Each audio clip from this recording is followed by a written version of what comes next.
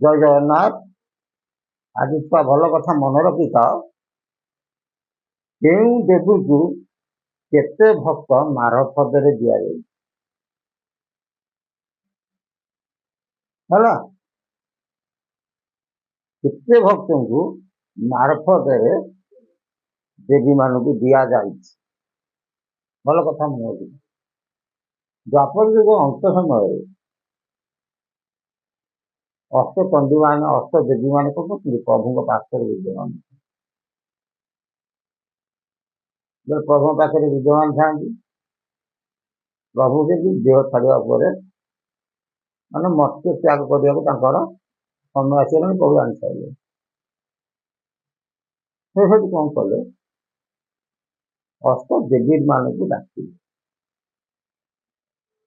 ଆଗରୁ ଆମେ କହିଛୁ ଗୋଟେ ଏତିକି ଦେଇଥିଲା।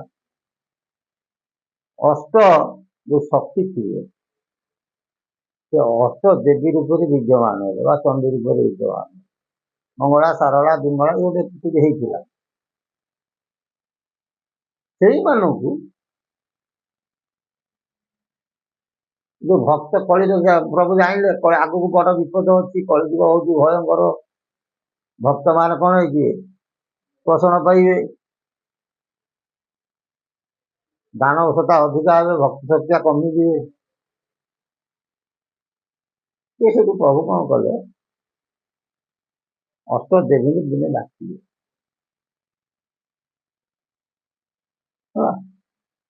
ଡାକି କଣ କଲେ?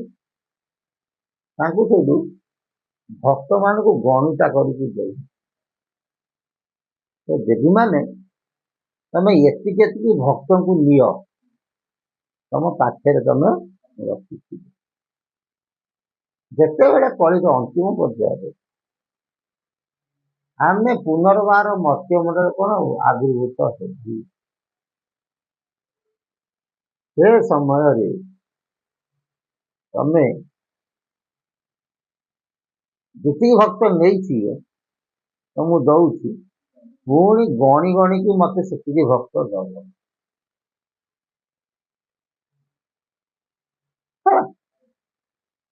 ତେଣୁ ମହାପ୍ରଭୁ କଣ କଲେ? ଦ୍ୱାପର ଯୁଗରେ ଯିବା ଆଗରୁ ଦେବୀ ମାନଙ୍କୁ ଗଣିତା କରି ସେତିକି ଭକ୍ତ ଦେଇଛି। ଆଉ ଏ ଭକ୍ତ ମାନଙ୍କୁ ସେ ଦେବୀ ମାନ ତମେ ମତେ ଉତ୍କଳରେ ହିଁ ହ୍ୟାଣ୍ଡଭର କରିବ।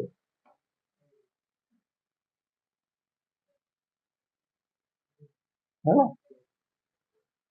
ଆଉ ଗୋଟେ ଛୁଆ ମନେ ରଖିଥାଅ, ଜଗନ୍ନାଥ ଲୀଳା ବର୍ଣ୍ଣନା କଲେ ତା ସରିବ।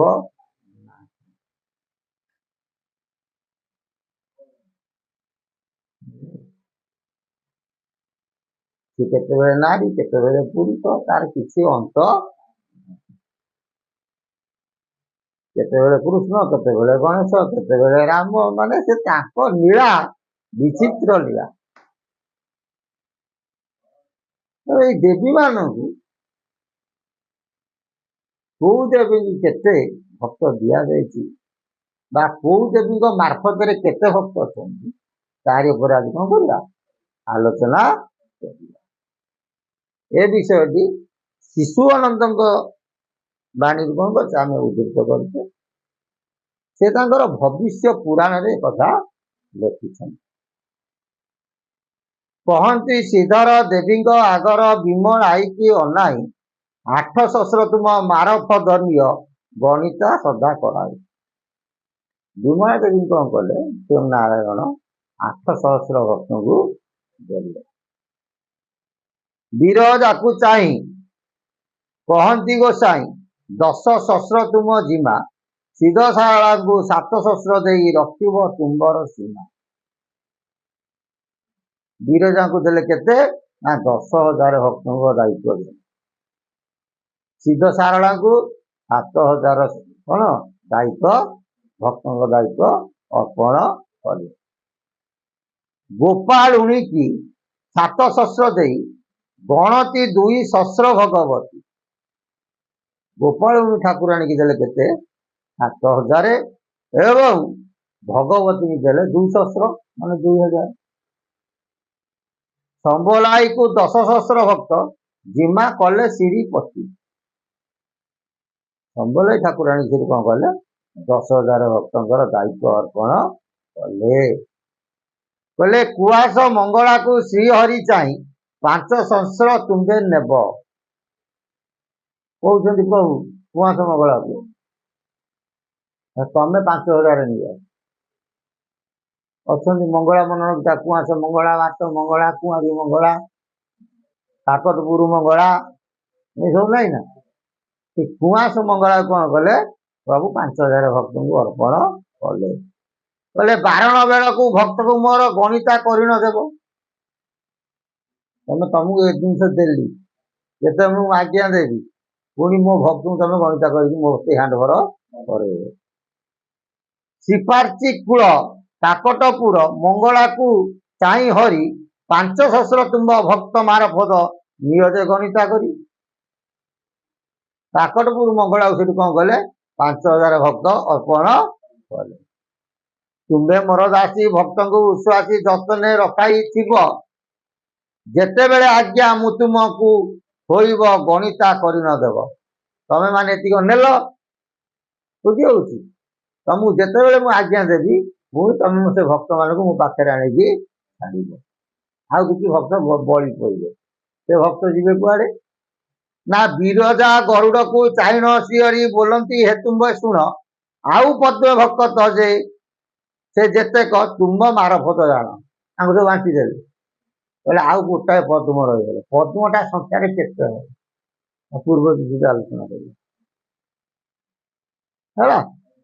କହିଲେ ଗୋଟିଏ ପଦ୍ମ ଭକ୍ତ ବଳିଲେ, ତାକୁ ସେଠି ସେ କଣ କଲେ ଧରେଇ ଦେଲେ କାହାକୁ, ବିରଜା ଆଉ ଗରୁଡ। ବୁଲି 10 ଦିନ ଅମଭକ୍ତ ଲାଞ୍ଚନ, ଖୋଜିଣ ତାଙ୍କୁ ଆଣିବ। ଯାହାର ଯେମନ୍ତ ନିଯୋଗ ଯେ ତୁମ୍ଭେ ତାହାଙ୍କୁ ଯୋଗାଇ ଦେବ। ହେଲେ ମୁଁ ଯେତେବେଳେ ଆଜ୍ଞା ଦେବି ସେ ଭକ୍ତ ମାନଙ୍କୁ ପୁଣି ମୋ ପାଖରେ ଆଣି ପହଞ୍ଚେଇବ। ଏବଂ ଯାହାର ଯୋଉ ବୃତ୍ତି, ନିଯୋଗ ବୋଲନ୍ତି ବୃତ୍ତି, ତାକୁ ତା ବୃତ୍ତି ତାକୁ ତମେ ମାନେ କଣ କରିବ, ଧରେଇ ଦେବ। ବିନନ୍ତା ନନ୍ଦନ ଶୁଣ ସେ ବଚନ ପକ୍ଷ ନିସ୍ତାର କରିବ। କାନ୍ତାନି ଭ୍ରମିବେ ପାପୀକୁ ଭକିବେ, ଭକ୍ତଙ୍କୁ ମୋର ରଖିବ। ତ କଳିର ଅନ୍ତିମ ପର୍ଯ୍ୟାୟରେ ଯେତେବେଳେ କାନ୍ତାନି ମାନେ ଜଗତରେ ବ୍ୟାପିଯିବେ, ତମକୁ ମୁଁ ଏତିକି ଭକ୍ତ ଦେଇଛି, ତୁମେ ମାନେ ଆକୁ ଦାୟିତ୍ୱରେ ରଖିଥିବ, ମତେ ଆଣି ଶେଷ ସମୟରେ ଆଜ୍ଞା ଦେଲେ ହାଣ୍ଡଭର କରେଇବ। କଳ୍କି ଅବତାର ମହାଭୟଙ୍କର ବିଶ୍ୱରୂପ ପ୍ରକାଶିବ। ଦୁଷ୍ଟ ଜନ ନାଶୀ ଭକ୍ତଙ୍କୁ ଶ୍ୱାସୀ, ଧର୍ମ ସ୍ଥାପନ କରିବ। କି ସୁନ୍ଦର କହିବ। କଳ୍କି ଅବତାର ମହାଭୟଙ୍କର ବିଶ୍ୱରୂପ ପ୍ରକାଶିବ। ତାଙ୍କର ଦ୍ୱାପରରେ ବିଶ୍ୱରୂପ ପ୍ରକାଶ କରିଥିଲେ। ପୁଣି ଅନନ୍ତ ଯୁଗରେ ଯେତେବେଳେ ଆସିବେ ବିଶ୍ୱରୂପ କଣ କରିବେ, ପ୍ରକାଶ କରିବେ। ଦୁଷ୍ଟ ଜନ ନାଶୀ ଭକ୍ତଙ୍କୁ ଉଶ୍ୱାସୀ, ଧର୍ମ ସ୍ଥାପନ କରିବେ। ବିଶ୍ୱକୁ ସହାନ କରିବେ, ଭକ୍ତଙ୍କୁ ରଖିବେ, ଧର୍ମକୁ ସ୍ଥାପନ କରିବେ, କଳଙ୍କି ଲୀଳା ପରିପ୍ରକାଶ। ବୁଝିପାରୁଛି। ଏଇ କଥା ଦ୍ୱାପର ଯୁଗରେ କୃଷ୍ଣଚନ୍ଦ୍ର କଣ କଲେ, ଯେତେବେଳେ ଆସିଲେ ଅଷ୍ଟଦେବୀ ମାନଙ୍କୁ ତାଙ୍କ ମାରଫତରେ ଏଇ ଭକ୍ତ ମାନଙ୍କୁ ସବୁ ଅର୍ପଣ କରିଛନ୍ତି। ସେ ଭକ୍ତ ମାନେ ତାଙ୍କ ଜିମାରେ ଅଛନ୍ତି ଦେବୀଙ୍କ ଜିମାରେ। ଯେତେବେଳେ କଳଙ୍କି ଲୀଳା ପରିପ୍ରକାଶ ହବ, ଏଇଟା ଠାକୁର ଆବିର୍ଭୂତ ହେବେ, ସଖା ଉମରେ ନୁହେଁ, ପ୍ରଭୁ ସ୍ୱୟଂ ଅବତାର। ସେ ସମୟରେ ସେ ପ୍ରଭୁଙ୍କୁ କଣ କରିବେ, ନେଇକି ଭକ୍ତ ମାନଙ୍କୁ ଦେବୀ ମାନେ ପୁଣି ଅର୍ପଣ କରିବେ ବୋଲି ଭବିଷ୍ୟ ପୁରାଣରେ ଶିଶୁ ଅନନ୍ତ କଥା କହିଛନ୍ତି। ଜୟ ଜଗନ୍ନାଥ। ଶିଶୁ ଅନନ୍ତ ସତୀସା ପୂର୍ଣ୍ଣ ବୋଲାନନ୍ଦ ହରି।